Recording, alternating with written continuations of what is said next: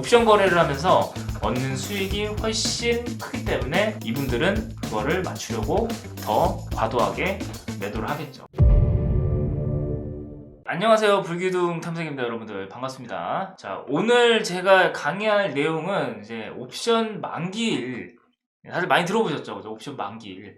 이 옵션 만기일이 어떤 거고, 이게 왜 이날 이유 없이 그냥 이 날에 대해서 궁금해하고 그냥 두려워하는 거잖아요. 정확하게 아시는 분이 많이 없는 것 같아요. 그죠? 이 옵션 만기일에 대해서. 그래서 오늘은 제가 이 옵션 만기일의 어떤 정의와 이날 왜 변동성이 심해지는지에 대해서 좀 설명을 좀 해드리겠습니다. 자, 옵션 만기일은 언제죠, 여러분들? 자, 옵션 만기일은 매월 두 번째 주 목요일. 자, 그러면 이날에는 변동성이 다들 심한다고 하고, 어떤 분들은 이날은 무조건 주가가 하락한다,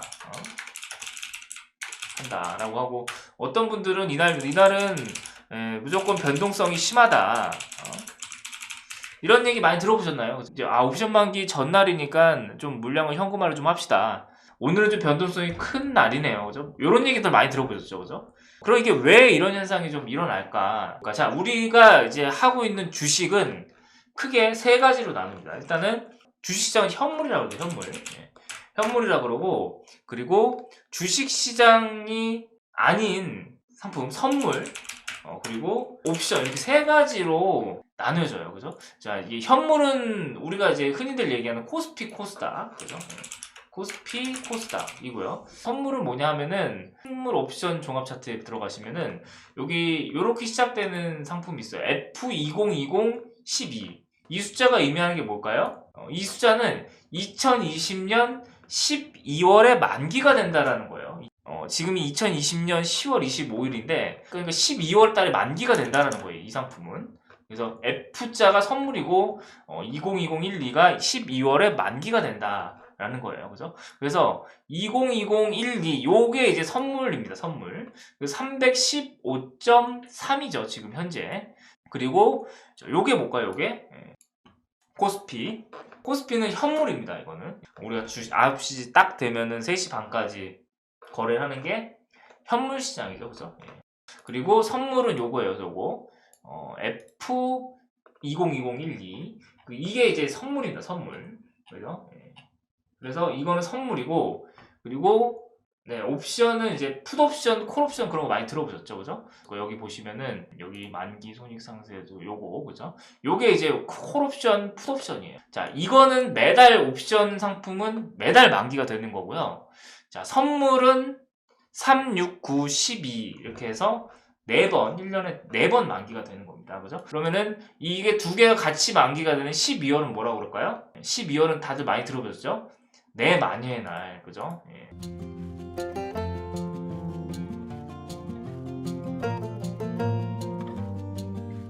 자, 선물 옵션 만기일은 내 마녀의 날이에요, 그죠? 근데 우리가 매달 두 번째 주 목요일 날 오는 만기일은 그냥 옵션 만기일입니다. 그러면 다음 달 11월 두 번째 주 목요일 날 오는 만기일은 무슨 만기일일까요? 옵션 만기일이겠죠, 그죠? 옵션 만기일. 12월 두 번째 주에 오는 만기일은 무슨 만기일일까요? 그러면 그죠? 그건 내 마녀의 날. 그죠? 선물 옵션 만기일입니다. 그거는. 그러니까 옵션 만기일과 선물 옵션 만기일은 또 다릅니다. 그죠? 근데 보통 통상 선물 옵션 만기일이 조금 더 변동성이 크죠. 그 이유는 제가 이따가 설명을 해드리도록 하겠습니다. 자, 그러면은요, 여러분들, 옵션 만기일이란 무엇일까? 왜 도대체 이 만기를 왜 만기로 만들어 놓은 걸까? 그죠? 자, 예를 들어볼게요. 자, 현재 코스피는 2360포인트예요. 근데 여기서 이제 재밌는 거래를 하게 돼요. 재밌는 거래. 옵션 거래라는 게 또 따로 있습니다. 옵션 거래. 그건 이제 지수를 가지고 거래를 하는 거예요. 그러니까 예를 들면은 지금이 이제 10월 25일이에요. 그럼 여기서 이제 계약을 하는 거예요. 우리가 어떤 계약을 하냐? 이미 옵션 거래를 하는 거는 실체가 없는 거래예요. 실체가 없는 거래인 대신에 그 날에 맞춰서 거래가 되는 거예요. 어떤 식이냐면은 10월 25일 날 예측을 하는 겁니다. 어떻게 예측을 한다? 이거를 1원으로 바꿔볼게요. 1원. 2360포인트를 1원으로 바꾸면은 이게 몇 원이에요? 2360원이 되겠죠. 그죠? 자, 이렇게 거래가 되는 거예요. 2360원. 이런 식으로. 자, 10월 25일 날 얘기를 하는 거예요. 자, 11월 12일에 나는 코스피가 2,500 가는데 베팅할게. 코스피가 2,500원을 갈 것 같아. 그러면은 나랑 계약할래? 이렇게 되는 거예요. 만약에 2,360원에서 11월 12일 날 내가 이제 베팅을 하는 거예요. 어떻게? 11월 12일 날 코스피는 2,500원 갈 것 같아. 그러면은 네가 나한테 차액금을 내가 벌어갈게. 140원. 140원만큼의 차액금을 가져가고 대신에 이제 계약금을 줄게. 얼마? 계약금 30원을 줄게. 이렇게 되는 거예요. 그죠? 이 140원은 누구한테 가져가는 거예요? 2,500원 달성 시 140 차액금인 140원과 계약금 30원 이렇게 되는 거예요. 그러면은 만약에 지금 10월 25일인데 나는 이제 코스피가 2,500원 갈 것 같아. 그러면은 계약금은 주는 거예요. 계약금은 빼는 거고 이 사람은 110원을 갖고 가는 거예요. 왜냐면 계약금은 돌려주고 이 차액금만큼 가져가는 거예요. 맞추면은 이렇게 베팅을 하는 거예요. 그러면은 근데 이런 거래를 하는 게 주식 거래를 하는 차익 실현보다는 클까요? 적을까요? 그러니까 기본적으로 선물 옵션 거래는 레버리지입니다. 레버리지. 그러다 보니까 주식 거래보다는 훨씬 하이 리스크, 하이 리턴이에요. 훨씬 커요. 이게 이제 기본적인 개념이고요. 그러니까 선물 옵션 거래 자체는 주식으로 수익을 내는 것보다 주식으로 손실이 나는 것보다 훨씬 큽니다. 일단 기본적으로. 자, 우리가 선물 거래할 때만 해도 보세요. 해외 선물 옵션 거래할 때 10배 레버리지죠. 원금 손실 가능성이 있죠. 옵션 만기일이 되면은 그럼 왜 변동성이 커질까? 일단 외인들이 옵션 포지션을 상방으로 베팅을 했는데 자, 옵션 만기일 오늘 전날이에요. 그러니까 11월 11일이에요. 현재는 이제 빼빼로 되겠네요. 그래서 빼빼로 11월 11일. 11월 11일인데 코스피 지수가 2,480포인트예요. 그럼 극단적으로 높게 잡았나? 근데 이 사람은 얼마에 걸었죠? 이 사람은 2,500포인트에 걸었잖아요. 아까 그죠? 아까 이 사람은 2,500포인트가 간다라고 베팅을 했잖아요. 그죠? 그럼 이 사람은 아까 2,360포인트니까 그죠? 2,360포인트니까 지금 2,480포인트가 120원 정도 차익이 남잖아요. 그죠?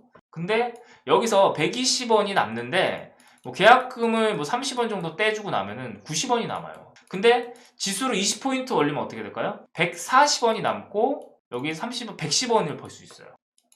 그럼 이 사람은 어떻게 할까요? 그렇게 되면은 이 사람 외인들이 그럼 어떻게 하겠어요? 2,480포인트를 2,500까지 만들려면 어떻게 해야 될까요? 이 포인트를 바로 하루 만에 지수를 급등을 시키려면 어떻게 해야 돼요? 되게 우리나라 증시는 올리는 게 쉬워요. 삼성전자 사면 되겠죠.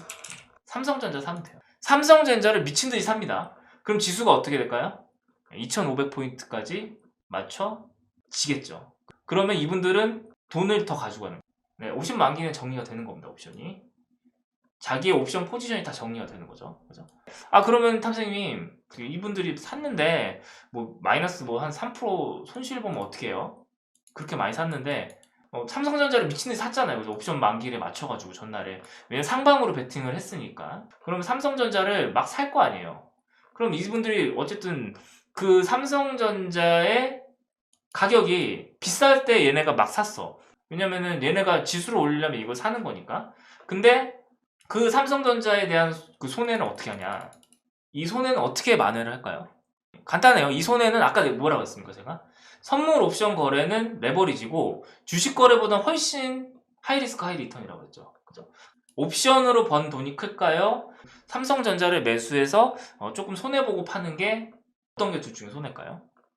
당연히 옵션 거래를 했을 때 나온 수익이 훨씬 크겠죠. 맞죠? 그러니까 이거 사는 거예요. 옵션은 수익이 커요. 삼전이 손실여도 옵션이 조금만 더 수익이 나면은 그 수익이 훨씬 큽니다. 그래서 만기일날 옵션 포지션에 따라서 대형주를 가지고 장난질을 많이 치는 겁니다. 그래서 옵션 만기일에는 변동성이 심하다라고 하는 거예요. 그렇다고 한다면은 우리는 어떤 걸 봐야 될까요? 옵션 만기의 일주일 전 아니면 혹은 며칠 전에 이 외인들의 포지션을 좀 보고 외인들의 포지션이나 기관들의 어떤 큰 물량, 옵션 물량들을 좀 체크를 하면서 이때 당시에 지수를 보고 이때는 얘네들이 콜로 잡았는데 지금은 주가가 낮네 그러면은 지수가 올라갈 확률이 아무래도 크겠죠. 그죠? 예. 반대로 외인들이 옵션 만기 포지션이 하방이에요. 근데 지수는 높아요. 그럼 어떻게 될까요? 급락을 한번 떨어뜨리겠죠. 이런 걸 팔아가지고. 왜냐? 근데 이걸 팔아도 손해일까요? 옵션 거래를 하면서 얻는 수익이 훨씬 크기 때문에 이분들은 그거를 맞추려고 더 과도하게 매도를 하겠죠. 그러다 보면은 선물과 옵션을 가지고 장난질을 치는 겁니다. 그죠? 그래서 옵션 만기는 사실 변동성이 큰 거는 맞아요. 변동성이 큰 건 맞는데 보통 이제 삼성전자가 무너지게 되면은 나머지 종목들도 막 다 무너지잖아요. 그죠? 예, 당연하지. 그죠? 그래서 옵션 만기일은 항상 잘 체크를 하면서 우리가 좀 매매를 하면은 그래도 좀 도움이 된다.